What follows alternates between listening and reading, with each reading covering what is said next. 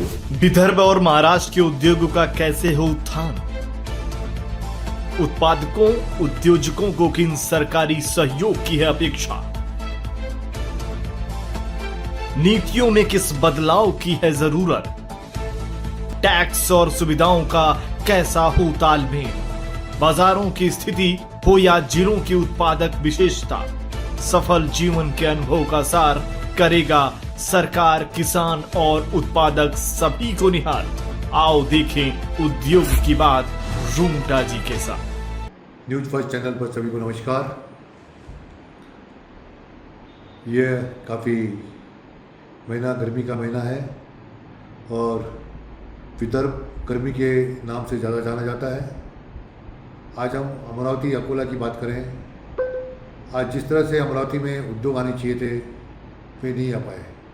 अमरावती अकोला को अगर देखा जाए तो विदर्भ का एक सेंटर है जहाँ पर अधिकांश कॉटन बेस होने से वहाँ पर उस तरह के उद्योग लगे और साथ ही साथ अमरावती गारमेंट सेंटर में भी काफ़ी आगे रहा।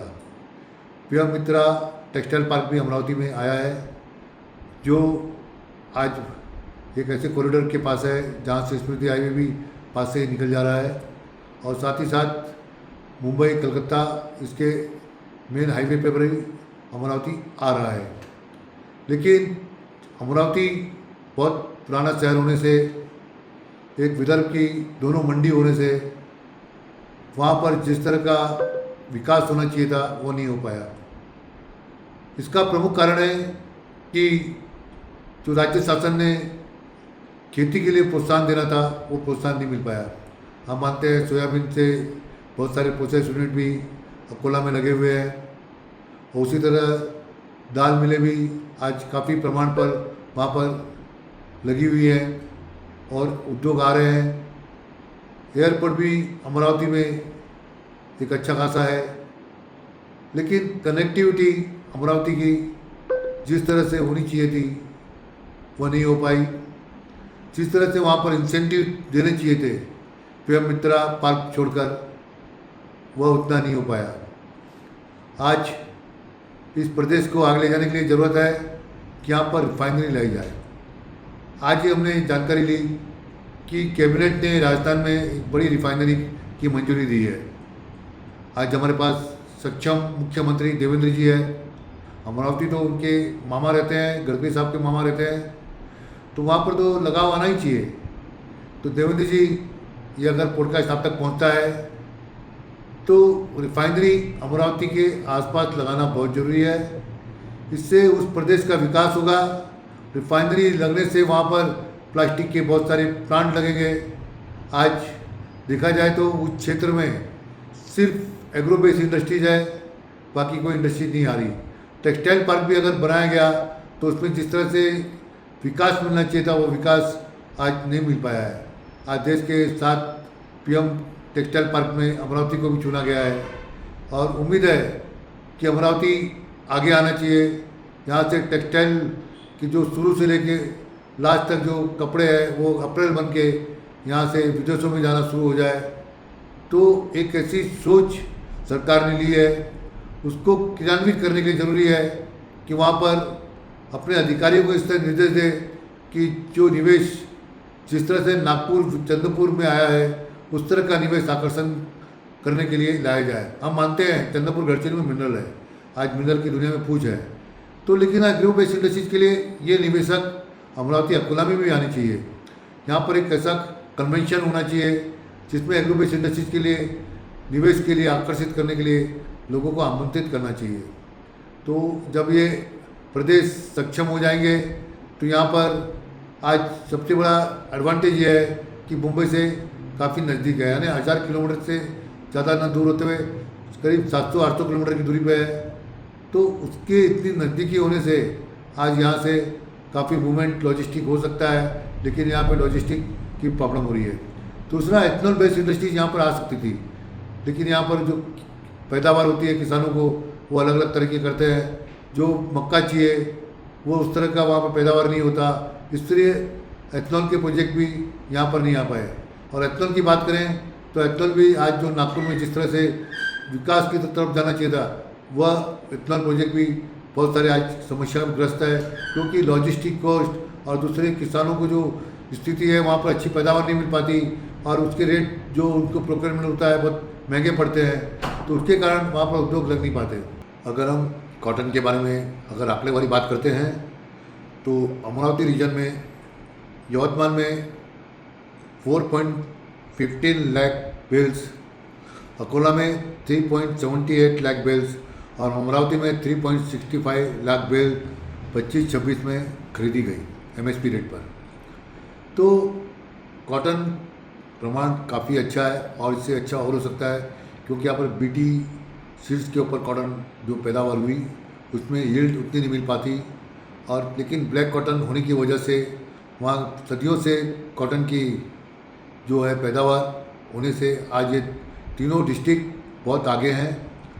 ज़रूरी है कि कॉटन जिस तरह से बांग्लादेश में उसकी कीमत मिली, जो लास्ट में जो शर्ट और पैंट बनाकर विदेशों में भेजा जा रहा है, बड़े ब्रांड लगाकर बेचा जा रहा है, उस तरह का अगर यहाँ पर एक क्लस्टर बनता है, बड़े उद्योग आते हैं, तो ये क्षेत्र कॉटन के ऊपर काफ़ी आगे जा सकता है। वैसे सोयाबीन और दाल यहाँ पर भी काफ़ी मजबूती से होता है, तो दालों का कभी तो कीमत नहीं मिलती, बाहर से आयातित दाल सस्ती आ जाती है, इससे यहाँ पर उद्योग जगत को नुकसान होता है। इसके लिए सरकार ने चाहिए कि जिस तरह से बड़े उद्योगों को 100% से ज़्यादा इंसेंटिव देते हैं, आज तो हमारा देश एग्रीकल्चर है और हमारा विदर्भ पूरा एग्रीकल्चर बेस है और जो हमारे बड़े नेता हैं सब विदर्भ से ही हैं। हम चाहते हैं कि उसी लाइन पर जो आज एग्रो बेस्ड इंडस्ट्री में इंसेंटिव बहुत कम है, क्योंकि जीएसटी बेस ना होने से आज ये उद्योग इंसेंटिव का फ़ायदा नहीं उठा सकते और ये पॉलिटिकल फसल होती है, इसलिए उद्योगों को उसके साथ वैसे रहना पड़ता है। तो ज़रूरी ये हो जाता है सरकार ने वहाँ पर कैश इंसेंटिव साथ साथ में वहाँ पर कम से कम 140% इंसेंटिव देना चाहिए। अभी तक नई इंसेंटिव पॉलिसी आई नहीं है, तो सरकार ने उसमें लेना चाहिए, क्योंकि हमारा प्रदेश पूरा एग्रो बेस है।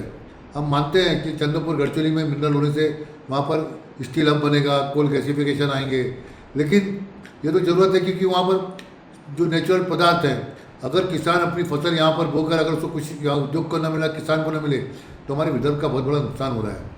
तो ऐसे समय में विदर्भ के इंसेंटिव यहाँ के सभी लोग और नेता लोग को मिलकर लेना चाहिए और विदर्भ में हमारे बच्चे बाहर नहीं जाएँ और खेती पे आधारित रहे। खेती में अगर उनको पैदावार अच्छी मिलती है, अच्छी रेवेन्यू आती है, निस्संदेह उसमें कई तरह की टेक्निक आएगी और विदर्भ आगे बढ़ेगा और उसमें पैदावार अच्छी होगी। और उस पैदावार से जिस तरह से MP में आज एग्रो बेस्ड होने के कारण आज एक अच्छी ताकत के साथ देश में काम कर रहा है, उसी तरह से महाराष्ट्र में विदर्भ रीजन भी एग्रो बेस्ड के ऊपर काफ़ी आगे आएगा। आज देखा जाए तो इंसेंटिव बहुत कम है, इस पर चर्चा होनी चाहिए, इस पर विकास चर्चा वहाँ के उद्योजक एग्रो जो एक्सपर्ट है उनको लेकर करनी चाहिए कि यहाँ पर किस तरह से एग्रीकल्चर को हम आगे ले जा सकते हैं। तो यह बहुत हमारे को कभी कभी ऐसा लगता है कि विदर्भ में बहुत बड़ा अन्याय हो रहा है। और दूसरी तरफ हम बात करते हैं रिफाइनरी की, तो रिफाइनरी अमरावती के आसपास लाना बहुत ज़रूरी है। आज नागपुर रीजन का तो विकास काफ़ी हो गया है और ज़रूरी है कि अमरावती रीजन जो आज तक एग्रो बेस्ड इंडस्ट्री में काफ़ी कुछ हमारे महाराष्ट्र को दिया है, प्रदेश को दिया है, तो उसके भी विकास के लिए ज़रूरी हो जाता है कि रिफाइनरी से आने से वहाँ पे बहुत सारे प्लास्टिक प्रोसेस होंगे, वहाँ पर बहुत सारी जो अलग तरह के प्रोडक्ट जो बनते हैं रिफाइनरी में, कुछ PVC, PP, बाकी जो अलग जो है रेजिन्स, उसके ऊपर अनेक तरह के उद्योग आसपास वहाँ पर लग सकते हैं। हमारे प्रदीप माहेश्वरी जी हमेशा कहते थे कि विदर्भ में रिफाइनरी आनी चाहिए, सरकार ने भी माना है, लेकिन क्यों इसमें एक ऐसे ये हो रहा है कि सरकार हट करके बैठी है कि विदर्भ में रिफाइनरी नहीं आनी चाहिए। जब राजस्थान में रिफाइनरी कैबिनेट की मंजूरी मिल जाती है, तो फिर क्यों अमरावती और उसके आसपास रिफाइनरी का इतना बड़ा सरकार निर्णय ले पाती है। यहाँ पर हम मानते हैं कि लोग मजबूती के साथ सरकार के साथ भी रहेंगे, यहाँ के लोगों को रेवेन्यू भी होगी। जो यहाँ के बच्चे आज पुणे, नासिक, हैदराबाद जा रहे हैं, उनका प्लान बंद हो जाएगा और यही हमारे जो टैलेंट है इस प्रदेश में मिलना शुरू हो जाएगा। ईरान, इजराइल, अमेरिका का कुछ दिनों के लिए युद्ध विराम हुआ है ऐसी जानकारी हर समाचार पत्र मीडिया से आ रही है। और इसके कारण आज जो बहुत सारे प्रोडक्ट अचानक बढ़े हुए थे उसमें 20% के रेट भी कम हुए हैं, क्रूड में भी रेट कम हुए हैं। इससे अर्थव्यवस्था को निस्संदेह कुछ फ़ायदा मिलेगा।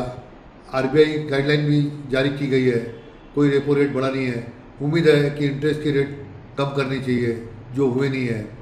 आज सरकार को जिस तरह से कोरोना के टाइम में उद्योग को पैकेज दिए गए थे, तो निस्संदेह आज इतनी लागत बढ़ गई थी 2 महीने के अंतर्गत कि उद्योग बहुत तकलीफ में आ गए थे। एक तो फाइनेंशियल ईयर क्लोज और दूसरा नया साल शुरू होना फाइनेंशियल, तो इसमें उद्योगों को राहत देना बहुत ज़रूरी है।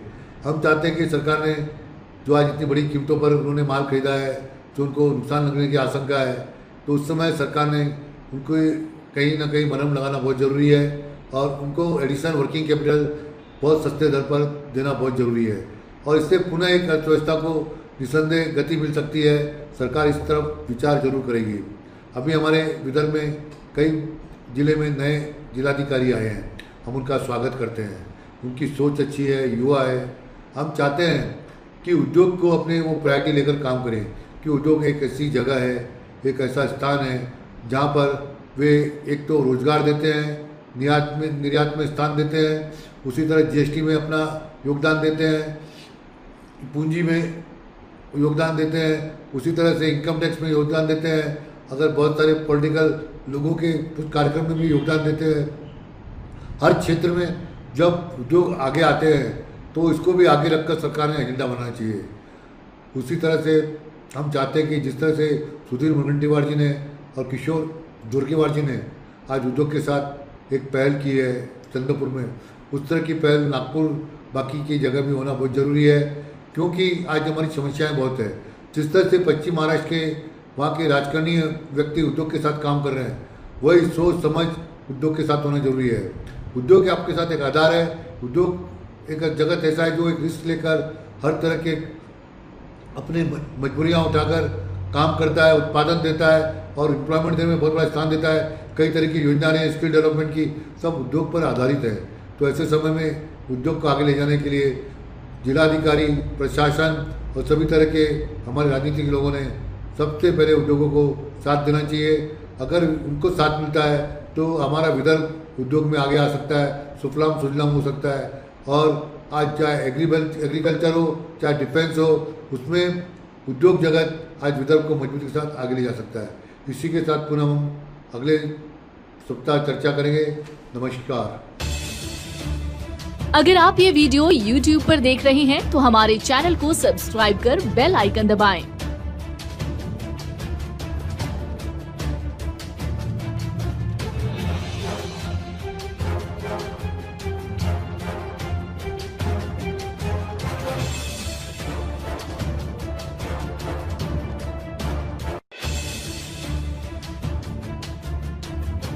और Facebook पर देख रहे हैं तो हमारे पेज को लाइक करें।